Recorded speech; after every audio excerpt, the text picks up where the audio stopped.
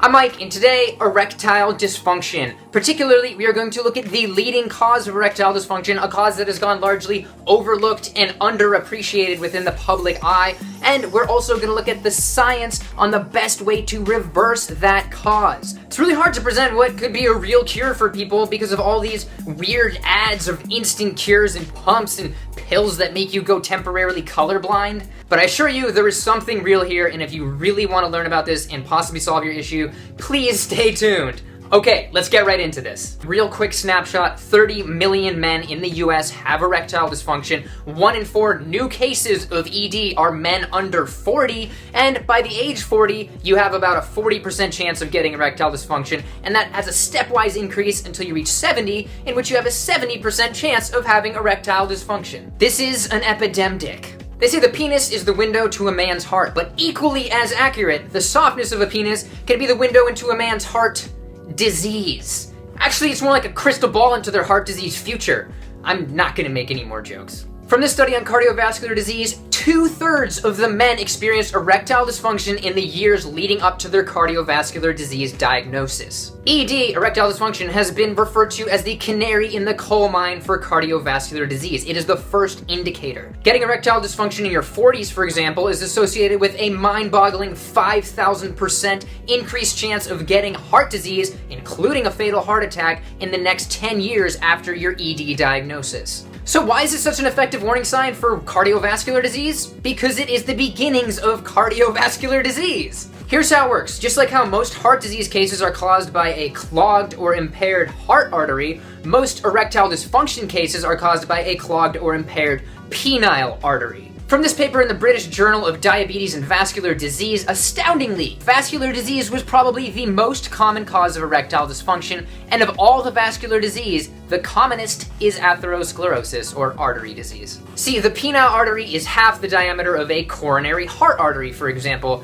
so a thin layer of fatty deposits on the inside of your heart artery might only decrease flow by about 20%, while on your penial artery, that same thin layer could mean 50% less blood flow. But physical blockages are not the only issue. The way an erection takes place is through the dilation of your penial artery, which allows a surge of blood. But atherosclerosis, or hardening of the arteries, prevents it from dilating properly. And this is why Viagra works. It's a vasodilator. It forces your arteries to dilate, which logically can wreak havoc on somebody with impaired or damaged arteries, and is likely why over 500 heart disease deaths were linked to Viagra in its first year on the market alone. Studies by Pfizer didn't seem to find any issues. Don't mind that Pfizer manufactures Viagra. That's besides the point. By now you may be thinking, none of this really matters to me. I probably don't have clogged arteries. Well, if you live in the USA, quote, fatty streaks are found in the aortas of nearly all children by the age of 3 years old. Aorta is, of course, your largest artery. These fatty streaks regularly become fibrous plaques in one's 20s,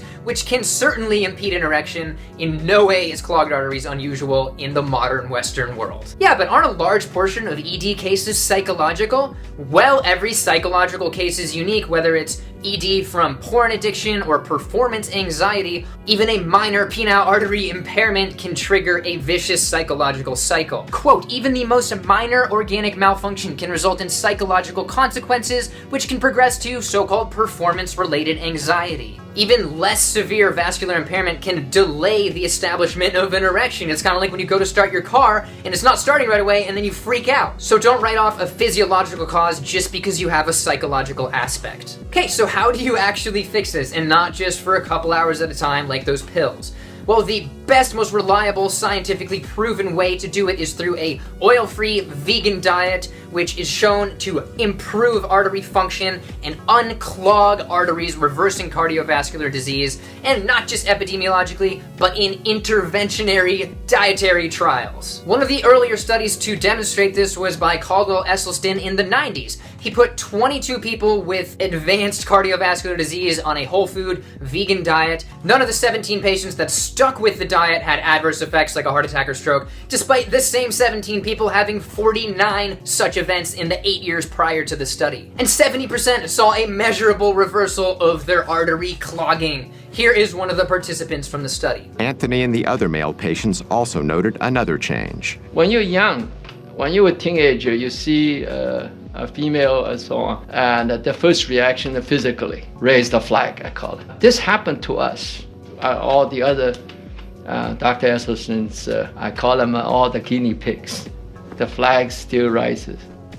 Later on, Dr. Esselstyn did a similar study with 198 people, and among other amazing things, they demonstrated a dramatic clearing of arteries and increase in blood flow after just 3 weeks on an oil-free vegan diet. I have to emphasize this because there are probably vegans getting mad right now. No, not any vegan diet will do. One with processed foods will not get these results. Oil, as I explained in one of my recent videos, though not as bad as butter, can still clog your arteries.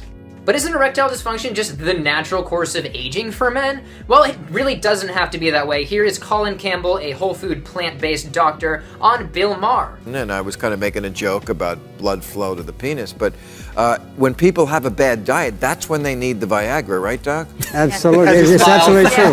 Age has nothing to do with it. I thought. You know what I think? No, it's really true. If we were eating right, we wouldn't need to be selling Cialis and all this, that Viagra and stuff like that. But you're 77, you don't need it, right? No. All right,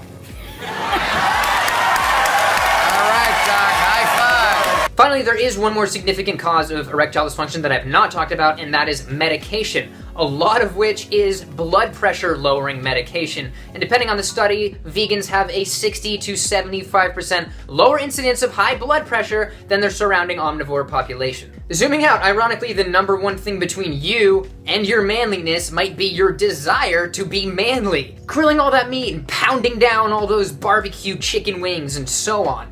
To get the point across, I will translate this into bro for you. You're cock blocking yourself, bro. You know, you just gotta go vegan and clear up your arteries and get back in the game, man. You gotta give those honeys your fine man piece. It's clutch, bro. Clutch! Seriously though, we need to fix this. To show how madly people want to overcome erectile dysfunction, we just have to look at rhino horns and the illegal rhino poaching. Countless rhinos are killed every year so that people can grind up the rhino horn because they believe it cures erectile dysfunction, despite there being no scientific proof on the subject. Many rhino species are threatened or endangered, and this demand has pushed rhino horn to $30,000 a pound. Not cool. In conclusion, the most reliable, scientifically valid way to overcome the root cause of erectile dysfunction is an oil-free vegan diet. It's not as easy as a pill, but it's worth it. There are many resources to help you adopt this diet, and I will link them below, along with all the studies I mentioned. Alright, if you know of anybody that has erectile dysfunction, share this video on their social media profile. Actually, just maybe message them privately or something. And also keep a lookout for my future video about how these cardiovascular issues affect women's sexual health. Alright, that's it for today. Thank you for watching. Feel free to like and subscribe, and see you next time.